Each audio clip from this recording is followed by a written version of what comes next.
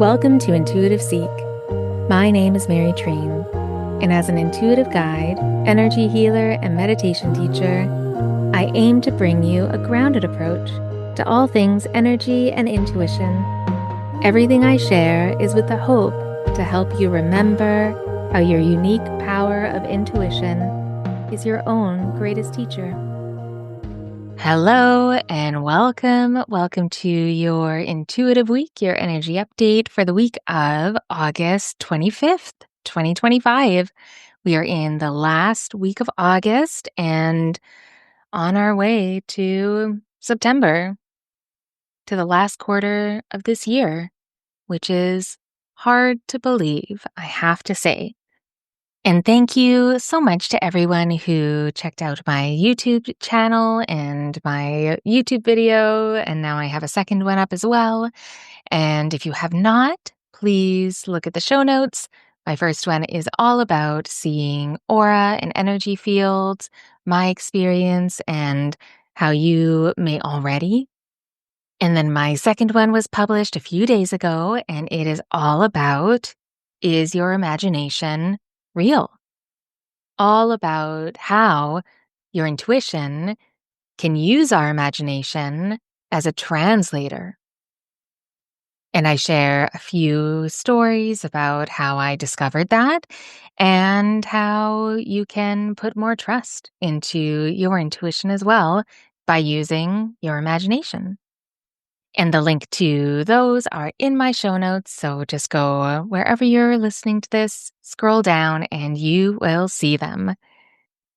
And let's dive in. Let's dive into your energy update for the week of August 25th. And welcome back to everyone who has listened before, and welcome to anyone who is new.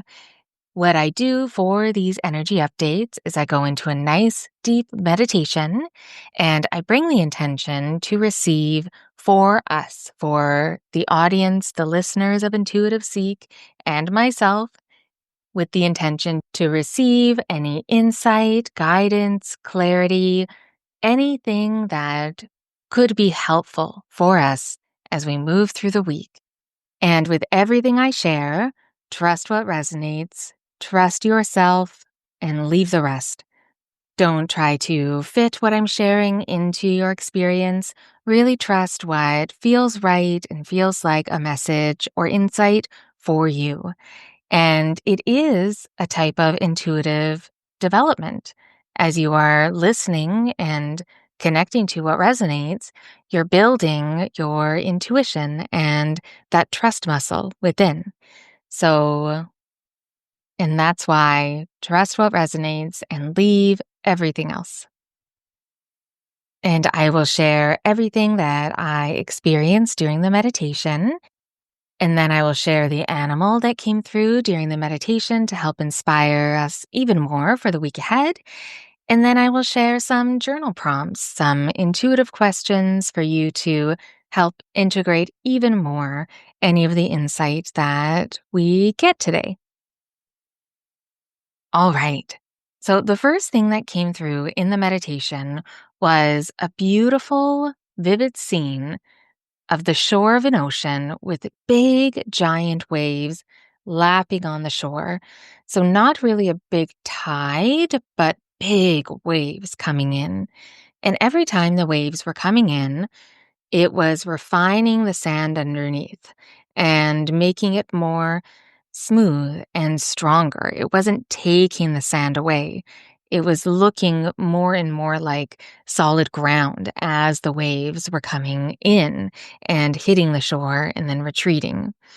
And then, after a few big waves, a spiral symbol appeared in the sand on that more strengthened, refined, sturdy sand.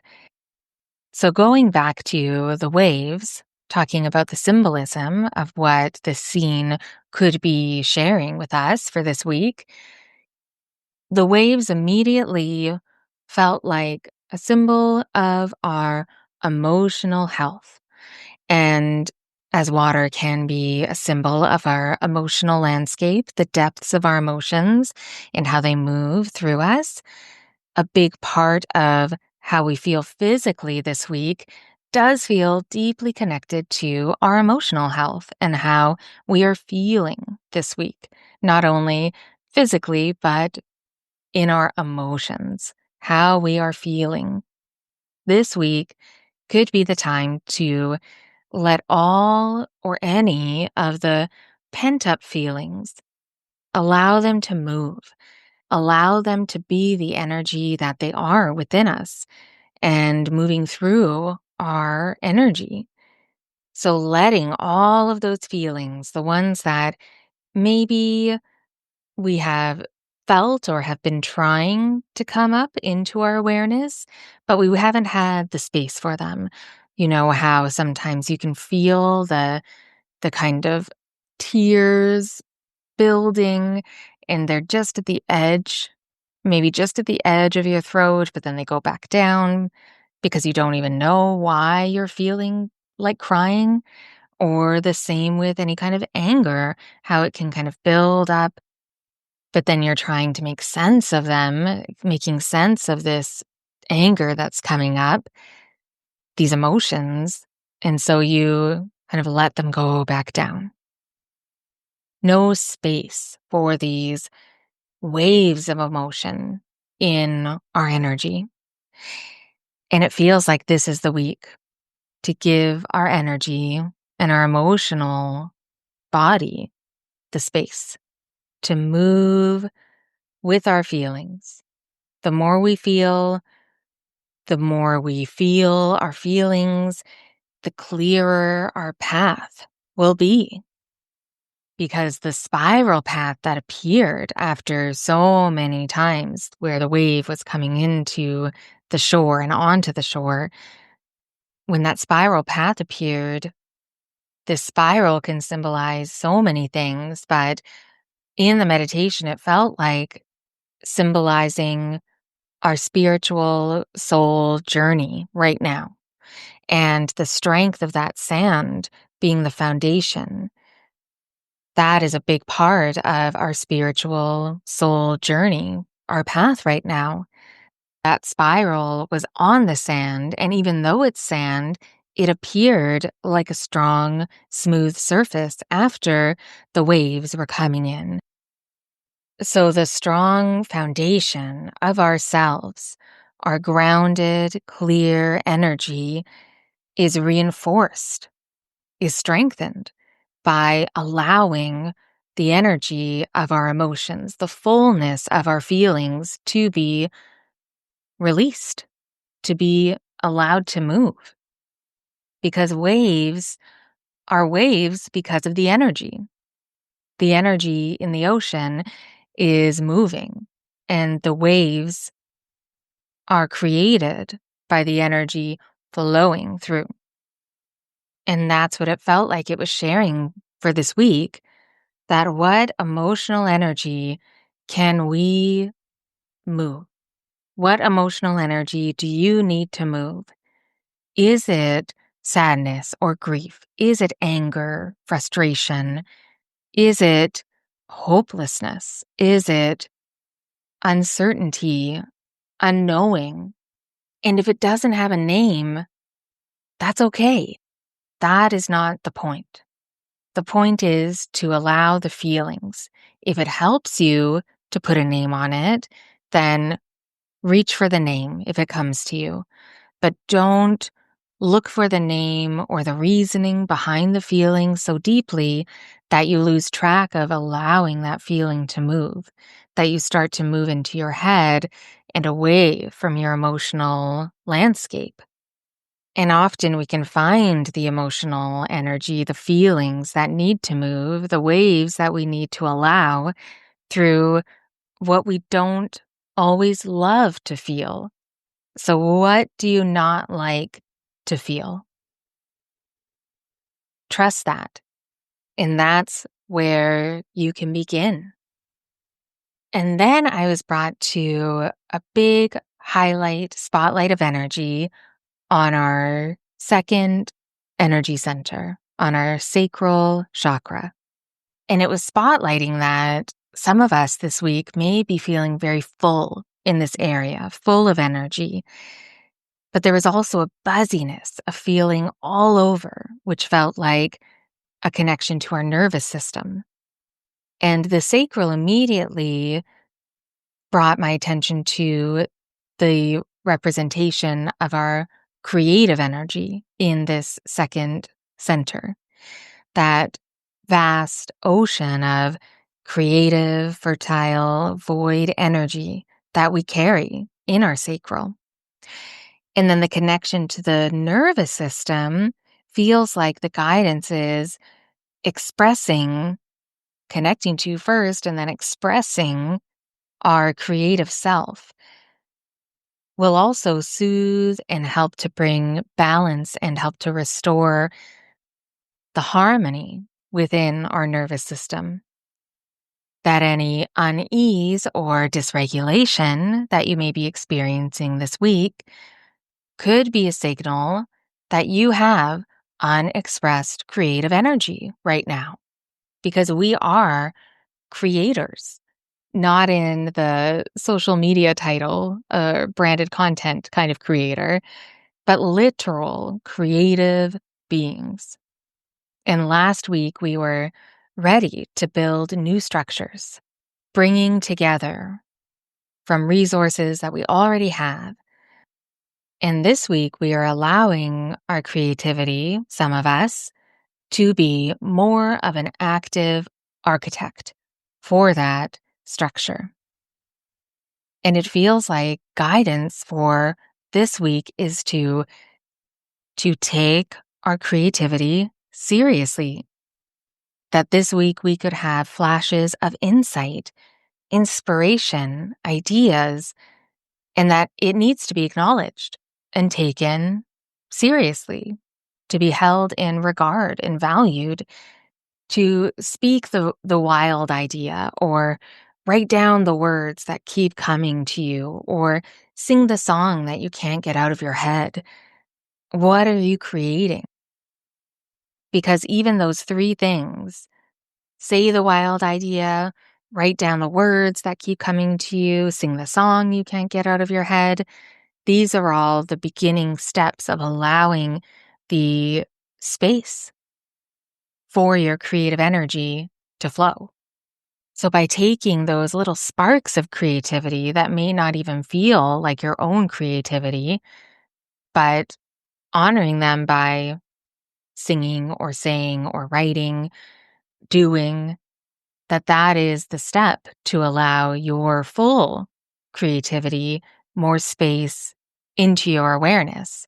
And then more expression comes. And then that brings more and more and more, opening up, expanding so much of your creativity that your nervous system may feel excited, but is actually calm, because it's like, finally, we're letting this energy move.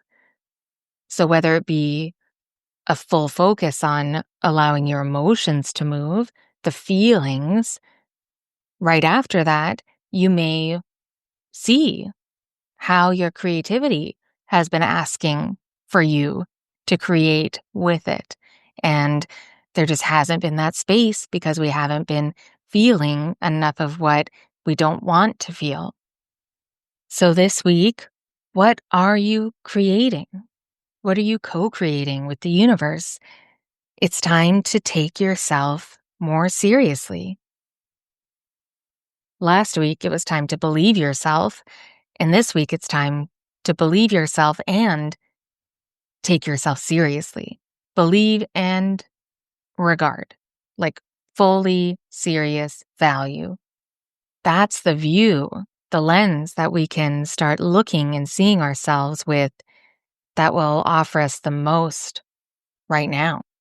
And that's what the sacral focus or spotlight felt like in my meditation, those insights. And I wanted to bring more of a description around our sacral center so that with what I said, but also with what the sacral represents and the energy it's connected to, could help you connect to the guidance and insight that you really needed to focus on for this week. And the energy that we hold in our sacral space, which is our lower belly, beneath our navel, through to our lower back. And the way that I see energy through our energy centers, I know that in a lot of pictures are kind of 2D, and it looks like kind of a disc, a flat disc of energy in the front of from the root to the crown. But when I see it in the energy field, it's actually more like a donut of energy. I guess that's the best way to describe it, that it's going around and through. But without the donut hole, the energy is moving through fully around and very three-dimensional. So this kind of fullness of energy, this donut wheel of energy around our lower belly, through to our lower back, fully around and hitting on our hips too. Picturing that maybe in your mind's eye, bringing your hands around, so not even touching your physical body, but feeling for the field of energy around this space may help you connect more to the depth of energy that we carry in our sacral. And this energy of our second chakra is where we can connect to the power of our creativity, of our emotional depths, comfort in giving and receiving, feeling supported, and feeling safe to express ourselves, to express that creativity. And when our sacral energy center is supported and in harmony with the rest of our energy, we don't feel shame. We feel grounded and excited about who we are. We feel safe in our emotions and expressing them. We can feel secure in sharing and expressing, giving our creative spirit. And we feel also very secure in receiving the creative spirit of others. We don't feel comparison. We feel supported and are able to receive support and help from others. We can receive compliments and generosity while also feeling very secure in being generous to others and giving compliments to others and giving without expectation. This is the energy that helps us hold healthy boundaries without worry or anxiety, and we can connect to clear intentions that we have for our actions and experience the pleasure and the joy of being ourselves, of being a soul in a body. And if any of that description of what the sacral energy represents resonated for you, I will put in the show notes my Reiki healing meditation for the sacral. And that can be so supportive if anything that I described felt like, oh, I could use some help in those areas. Then, yes, give a listen to the sacral healing meditation because it may help shift a few things for you. And then a giant pearl appeared in the meditation. On the shore, after all of the waves have come in, it wasn't in the spiral path, it was kind of next to it, and it was beautiful. And how pearls are made, immediately it felt like a message around remember how a pearl is created, that pearls are made by irritation, by adversity within the oyster.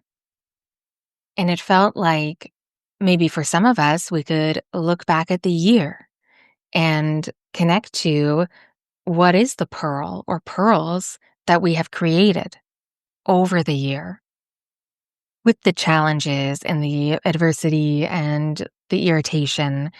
What has it given us? Can you honor and celebrate the pearls that you have received? Are there more than one? Is there one specific that you can connect to? This feels like a really lovely exercise to look inward and see what you have received from this year. What is the pearl right now that you are holding after the last 8 months of 2025. And I wanted to share a few more insights around the symbolism for pearls. And this is from the International Gem Society. About the pearl in ancient Vedic texts, the pearl is born of the earth's waters and the heaven's powers, fertilized by a flash of lightning. It is considered to be the daughter of the moon. In Western cultures, the pearl has astrological associations with the planet Venus. Oh, and just a sidebar of that, this week Venus moves into, astrologically, the sign of Leo. And Leo is the planet of creativity. And Venus is the planet of love and value and beauty and all things gorgeous. So maybe one of your pearls or the pearl is what you will be creating from or what you will be sharing.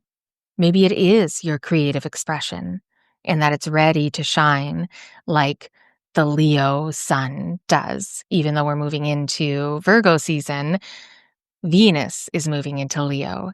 So Virgo is an earth sign, very grounded. And then we have this beautiful pearl from Leo that we're ready to express. And I love that. I feel like this could be a beautiful week to refocus on the beauty that we carry and that we can share, that we have acquired and built, and that has come from something that wasn't easy, but now it's here. And then back to the pearls for a moment, just to finish some of the symbolism from the International Gem Society. And again, in Western cultures, the pearl has an astrological association with the planet Venus. Like pearls, the goddess of love comes from the sea. And then we continue. Do pearls represent tears, the watery origins in mythology? The smooth droplet-like appearance of pearls has created enduring associations with tears throughout mythology. Some legends describe white pearls as divine tears shed by gods. One particularly poignant myth claims that the tears Eve cried upon her banishment from Eden transformed into pearls. The water-borne nature of pearls reinforces this emotional symbolism across diverse traditions. And I wanted to include that excerpt because that mythology around the tears of Eve cried turned into pearls. Well, I know in the Bible that when Eve was banished from Eden with Adam, that they discovered shame, right? It was the first time that they realized they were naked and had shame around it. And because the mythology is around the pearls coming from the tears of Eve, I feel like this really connects to the insight from the meditation around the sacral and releasing shame, and that to honor and receive and express our creative energy, we need to release any shame we have around it or have courage to move forward and not let any shame stop us from doing what we feel we need to do. And then the animal that came through for the week of August 25th is the platypus. Surprising a little, even though the platypus has come through a few times, but not so surprising because it is such a deep connection to water and a really beautiful animal. And let's see how the platypus could inspire us this week. And as I share what the energy of the platypus represents, think about what resonates with you. What does it make you remember or bring your attention to in your own life? And I'll also share a little bit about the platypus too, and that could help us connect to even more insight for ourselves. Platypus represents the energy of individuality, unique gifts, sacred mystery, life cycles, curiosity, the depths of our inner world, our personal energy, courage, and nonconformity. And I wanted to share this excerpt from WildSpeak, which is a great website that shares a lot of different spiritual insights around animal energy. And this really caught my eye for this week. The platypus is arguably one of the most distinct animals on the planet. A platypus's bill has thousands of cells that give it a sort of sixth sense, allowing them to detect the electric fields generated by all living things. It is so sensitive that the platypus can hunt with its eyes, ears, and nose all closed, relying entirely on the bill's electrolocation. The platypus is a curious energy. It leaves no stone unturned on its quest to find nourishment. It is the animal of investigation and curiosity, running concurrently to the lesson on the grit of experience. It's time to follow every thread of our experiences that seem to be relevant or irrelevant. It will take time. It will take patience. It will take strength. And I loved that excerpt because it speaks to the concurrent lesson around the grit of our experience, and that it's time to follow the thread of our experiences. And that's what a pearl is. Under the grit of its experience, in the irritation within the oyster, literal grit running alongside, it becomes this polished, beautiful pearl, this gem. And if you have never seen a baby platypus, they're called puggles, and they are maybe one of the cutest things that I've ever seen. So definitely look up a baby platypus if you're interested. And one thing about the baby platypus that felt like part of this week and why the platypus is inspiring us is that platypus puggles nest for 4 months. So they leave their nesting burrows after 4 months. And it felt like guidance for us to look at, what do we hope to have created in 4 months' time? What do we hope to see looking back on what we have done and expressed and allowed in 4 months?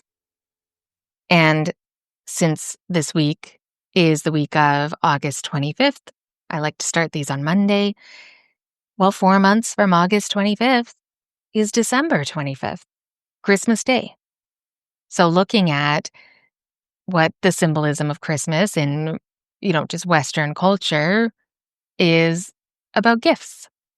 So the unique gifts that platypus is helping us remember. What gift are we going to give ourselves on Christmas Day with what we are going to do for ourselves over the next 4 months? This felt like guidance and a message. And now let me offer you some intuitive questions. You can use them as journal prompts for the week, or answer them to yourself in a voice note is always great, but you can answer one or all. Trust what resonates. So the first question: what emotion do you not like to feel? Describe how it feels in your body. And then after you described it, what does that tell you about what you may need to feel this week? And a second question: what pearl has been created over the last 8 months of your lived experience? What has the grit and challenge and irritation and adversity given you? What is the gem that you're holding today from all of the experience?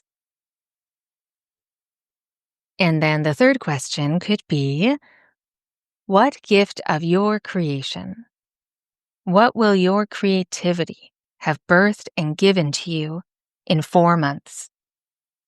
By December 25th, what will you have given to yourself? What will your creativity have birthed and given to you by December 25th? What is waiting to be created and expressed? Some of us this week will receive a lot of clarity around what we are meant to be creating and how we can get there. And thank you. Thank you so much for listening to this episode of Intuitive Seek. I would love, as always, to hear if you resonated with the energy that I'm feeling and that we're moving through for the week of August 25th. And if you have any thoughts or questions, please don't hesitate to send me a message. All the links are in the show notes for all the ways that I can support you and many free resources. So have a look at those. And hugely appreciate it if you subscribe wherever you get your podcasts. And if you feel called to give a bit of extra support, then please share this episode with a friend, or you could leave a review. Those are super helpful. So thank you so much again. Be kind to yourself, and I will talk to you next week.